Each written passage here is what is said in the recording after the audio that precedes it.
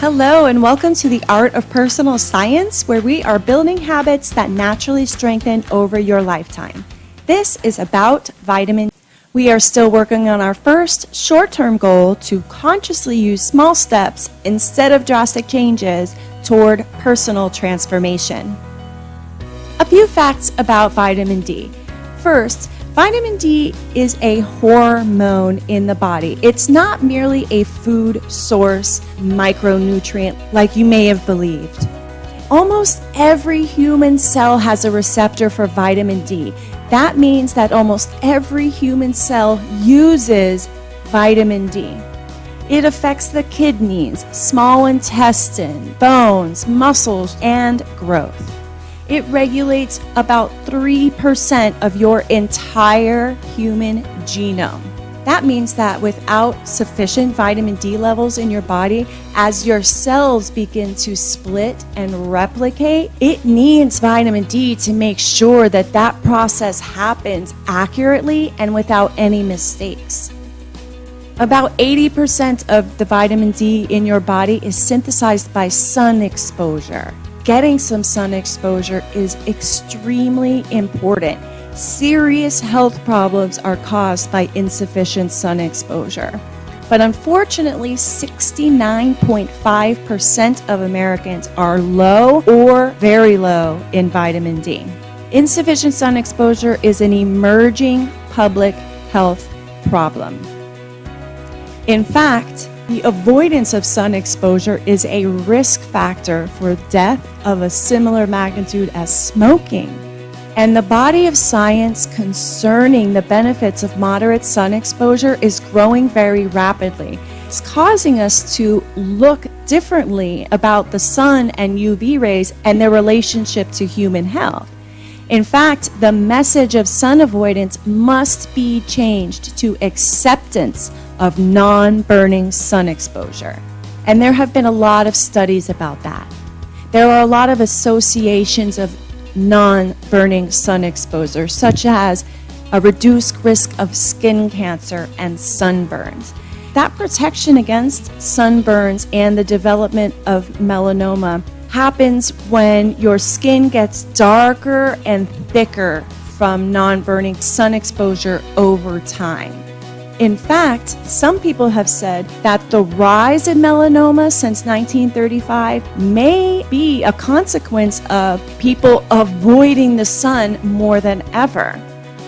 Non-burning sun exposure is associated with a lower risk of heart disease mortality and other non-cancer mortalities, a lower risk of colon cancer, prostate, bladder, breast, and blood cancer. Those who regularly get sun exposure are 43% less likely to develop type 2 diabetes, 50% less likely to develop Alzheimer's disease, and in fact, not getting enough sun exposure while pregnant is associated with type 1 diabetes in male children and increased risks of dental cavities in all babies' first years. Sun exposure is experimentally shown to prevent multiple sclerosis. And in fact, sunlight activates the brain's serotonin and endorphin production. Serotonin is a chemical that transmits messages between nerve cells. It's known as the happy chemical. It plays a major role in your well-being, mood, appetite, memory, and sleep. Endorphins produce a similar feeling of well-being. So sunlight is important to your feeling of well-being and happiness. We're talking about non-burning sun exposure. Sunburns are extremely dangerous and increase your risk of cancer many times over. But moderate sun exposure has all of these health benefits. How much sun do you need? Well, we know that too little daily exposure to UV rays increase the risk of sunburn, melanoma, and non-melanoma sun cancer. We need some sun. About 5 to 10 minutes of midday sun between the hours of 11 and 3 directly on the arms and legs of a fair-skinned white person can generate 4 times the recommended daily allowance of vitamin D for healthy adults. If you are more fair-skinned, then you need a little less sun. If you're darker-skinned, you need more sun. There is an excellent resource, and I've linked it at bit.ly/vitamin D calendar. You'll be able to see where in the world you are, in what month of the year, and depending on your skin color, about how much sun you need every day. It's fantastic.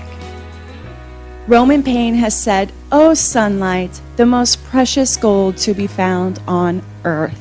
That's so beautifully put. We take so much of our health for granted, and we are so quick to spend money on organic food and a bunch of supplements that we don't need, when really, very often, the most powerful thing you can do to improve the health of every cell and system in your body is to get a little bit of sunshine every day. All living things require sunshine and fresh air to thrive. We are made out of the same basic materials of plants.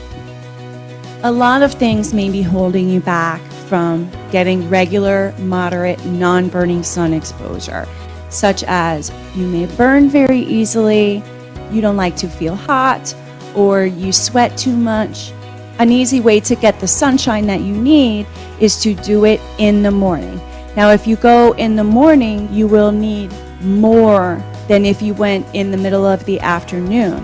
That's why the middle of the afternoon is what everybody recommends. But if you're really seriously anti going out in the middle of the day, you could go out in the morning and just add some extra minutes to your time.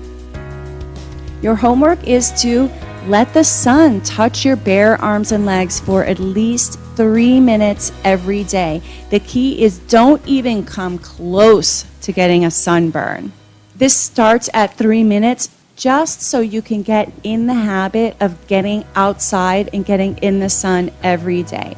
You can slowly add 1 minute or 2 minutes until you get to your optimal amount, depending on where you live, the month of the year, and your skin type. As always, please share your victories and fun stories in the Facebook group. This is a particularly interesting one to hear stories about because the changes that you start to feel in your mood and energy levels are drastic and powerful. So I'd love to hear the changes that you're experiencing. Please remember that the Art of Personal Science is a safe space for you to grow new skills.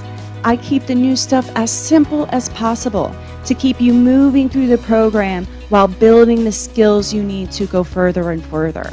Get intentional and build the momentum and confidence you need to move forward. Our next lesson is about sleep. It ties in beautifully with this conversation about vitamin D, so I hope that you're looking forward to that. Until then, take good care and God bless.